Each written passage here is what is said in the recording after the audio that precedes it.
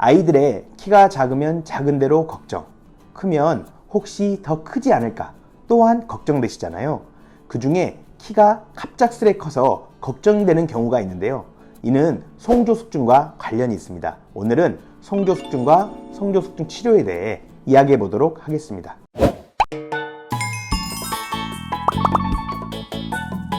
안녕하세요. 키를 키우는 즐거움 키키움 채널의 손영훈입니다. 사춘기는 여아에서는 10세경 유방의 발달로부터 시작되고 남자에게서는 12세경 고환이 커지면서 시작됩니다. 성조숙증은 만 8세 이전의 여아나 또는 만 9세 이전의 남아에게서 이러한 2차 성징이 시작되는 것을 말합니다. 성조숙증이 발생한 아이는 갑자기 성장이 빨라지면서 당시에는 또래보다 키가 큰 것처럼 보이는데요.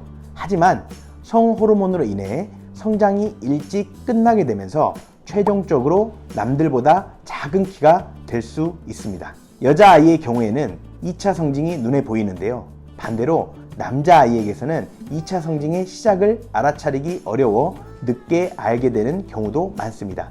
따라서 만으로 9살이 되기 전에 갑자기 남자아이의 키가 큰다면 성조숙증을 의심해 보는 것이 좋겠는데요. 성조숙증은 2차 성징이 빨리 나타나는 것 뿐만 아니라 골 성숙이 빨라지면서 그로 인해 최종 키가 감소하게 되는 것이 큰 문제가 됩니다.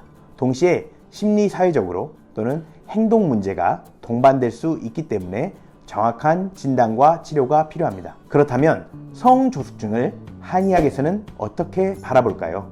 과연 한의학으로는 치료가 가능할까요?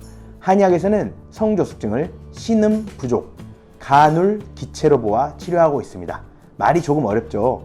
신음 부족이란 인체를 영양하는 물질인 신음이 부족해서 생긴 병증으로 한마디로 전반적으로 몸의 영양분, 체력이 저하된 상태를 말합니다. 또 다른 간울 기체는 아이들에게 정신적 스트레스나 정서적인 자극이 누적되어 인체의 밸런스가 무너진 것을 말하는데요. 성조숙증을 인체 내부의 영양물질 부족이나 스트레스에 의해 발생하는 것으로 한의학에서는 바라보고 있습니다. 성조숙증을 한약으로 치료한 논문에 대해 말씀드리겠습니다. 성조숙증을 겪고 있는 아이들에게 한약 치료를 시행했는데요. 2021년 발표된 지백지황과 대보음한 병용투여를 통한 성조숙증 치료에 대한 분석에 따르면 한약을 치료한 군이 기존의 양약치료군에 비해서 1.43배 높은 치료 반응률을 보였다고 합니다. 한약 치료로서 성조숙증에 대한 치료 반응과 호르몬 수치 개선의 결과를 보인 것입니다. 이처럼 최근에는